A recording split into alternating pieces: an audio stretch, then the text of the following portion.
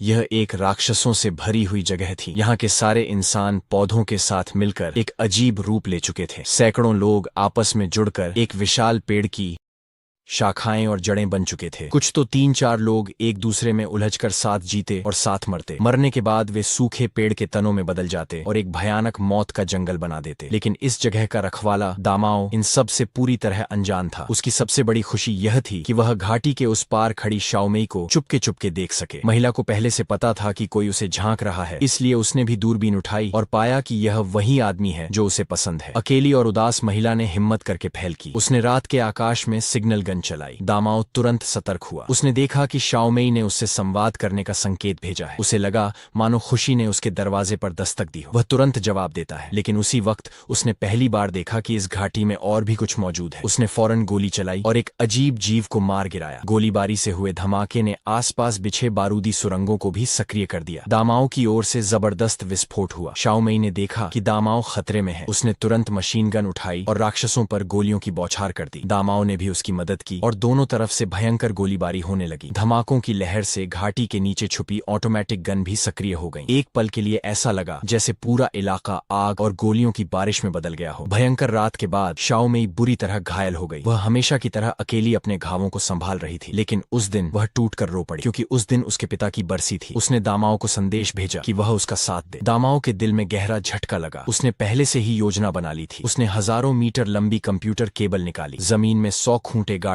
और rocket launcher उठाकर शाओमेई के पहाड़ की ओर दाग दिया। रॉकेट के साथ जुड़ी केबल ने दोनों पहाड़ों को जोड़ने वाला रास्ता बना दिया। शाओमेई को लगा यह पुल मजबूत नहीं है, तो वह दौड़कर आई और तारों को कसकर बांध दिया। दामाओ ने रास्ते में कुछ जंगली फूल तोड़े और आखिरकार उस लड़की के पास पहुंच गया जिसकी उसे लंबे समय से चाह थी। लड़की बेहद खुश हुई। उसने दामाओ को गर्म पानी से नहाने दिया। दोनों ने एक दूसरे से लंबी बातें की। धीरे धीरे वे एक दूसरे के और करीब आ गए, लेकिन यह सुखद समय ज्यादा देर टिक नहीं सका। दामाओ को अपने बेस पर लौटना था। वह फिर से केबल पर चढ़कर लौटने लगा। तभी भयानक विस्फोट हुआ और पत्थरों ने केबल काट दी। दामाओ नीचे गिर पड़ा। शाओमेई घबराकर पहाड़ से कूद गई, पर वह नदी में जा गिरी और दामाओ को नहीं पा सकी।